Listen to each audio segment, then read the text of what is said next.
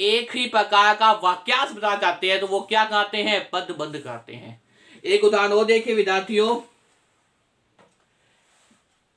नेहा ने नया जूता खरीदा, ये आपके सामने प्रश्न है या वाक्य है, नेहा ने नया जूता खरीदा।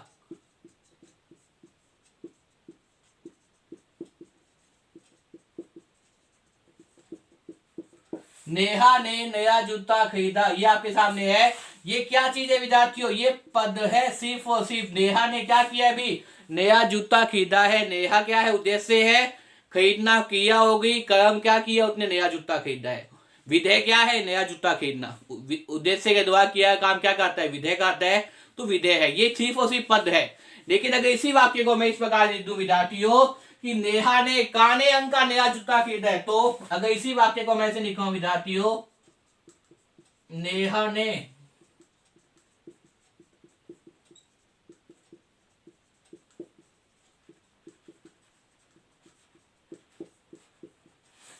ने काने अंक का नया जूता खरीदा है, तो देखिए ये क्या चीज हो जाएगी विद्यार्थियों, ये आपके सामने क्या हो जाएगा, पदबंध हो जाएगा। और वाक्य पदबंध कहाँ है, ये तो आपके सामने क्या है, उद्देश्य, ये क्या है आपके सामने, विधेय, ये क्या है, क्रिया, तो ये क्या चीज हो जाएगी, ये आपके सामने क्या है, पदबंध है। ये क्या है विद्यार्थी, आपके सामने पदबंध है कि नेहा ने काने अंक का नया जूता खरीदा है। ये वास्तव में क्या है आपके सामने, पदबंध कहता है।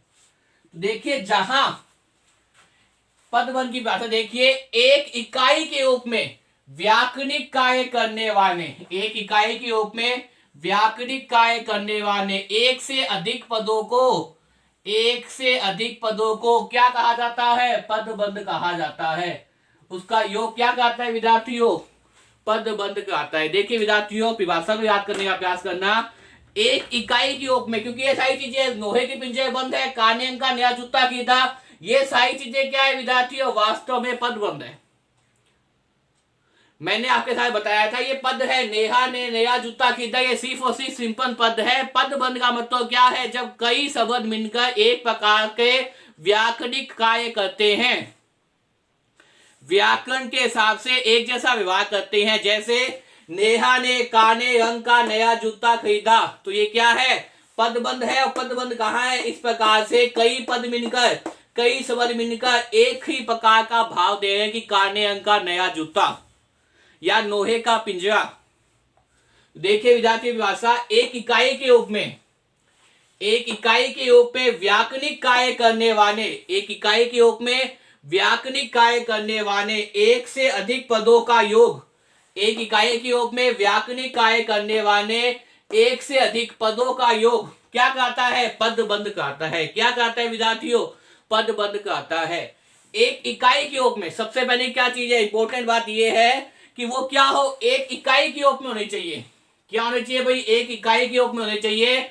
और व्याकरणिक कार्य करना, व्याकरणिक कार्य का मतलब व्याकरण के अनुसार काम करना, व्याकरणिक कार्य करना मतलब व्याकरण के अनुसार काम करना। कार्य करने वाले क्या भाई, एक से अधिक पद होंगे। पद का मतलब यहाँ पे क्या है, शब्द कह सकते हो आप। इजी वे के देखें तो एक से अधिक शब्दों का योग क्या कहता है आपके सामने, पदबंध कहता है। क्या कहता है विद्यार्थियों, पदबंध कहता है। पदों का बंधा होना, पदों का बंधा होना वास्तव में क्या है, पदबंध है। पदबंध का शाब्दिक अर्थ ही क्या है, पदों से बंधा हुआ। पदबंध का शाब्दिक अर्थ ही क्या है विद्यार्थियों, पदों से बंधा हुआ। तो पदबंध में क्या होते हैं विद्यार्थियों, एक से अधिक पदों का योग होता है। और ये पद क्या है, आपस में संबंधित होते हैं। पदबंध में एक से अधिक पदों का योग होता है और ये पद क्या है, आपस में संबंधित होते हैं। इन्हें क्या कहते हैं, पदबंध कहते हैं। जब कई पद मिलकर, जब कई शब्द मिलकर व्याकरण के हिसाब से एक जैसा भाव व्यक्त करे, एक जैसी विचारधारा व्यक्त करे, एक जैसा अर्थ बताने का प्रयास करे, तो विद्यार्थी वो चीज क्या होती है, पदबंध होती है। विद्यार्थियों मुझे उम्मीद आपको पदबंध समझ में आ गया होगा कि वास्तव में पदों का बंधा होना ही वास्तव में क्या है, पदबंध है। अब देखिए विद्यार्थियों, पदबंध के 5 भेद होते हैं। कितने भेद होते हैं, 5 भेद होते हैं। पदबंध के कितने भेद होते हैं, 5 भेद होते हैं। सबसे पहला है संज्ञा पदबंध। सबसे पहला कौन सा है? संज्ञा पदबंध। उसके बाद में कौन सा है? सर्वनाम पदबंध। उसके बाद में विशेषण पदबंध, फिर क्रिया पदबंध, अंतिम में कौन सा है? क्रिया विशेषण पदबंध। देखिए पदबंध के 5 भेद होते हैं। सबसे पहला पदबंध कौन सा है? संज्ञा पदबंध, सर्वनाम पदबंध, विशेषण पदबंध, क्रिया पदबंध और क्रिया विशेषण पदबंध। विद्यार्थियों, मुझे उम्मीद है इस वीडियो को देखने के बाद में आपको पदबंध क्या होते हैं, उसके कितने भेद होते हैं, समझ में आगे होंगे। बार बार इस वीडियो को देखिए और याद करने का प्रयास कीजिए विद्यार्थियों। धन्यवाद।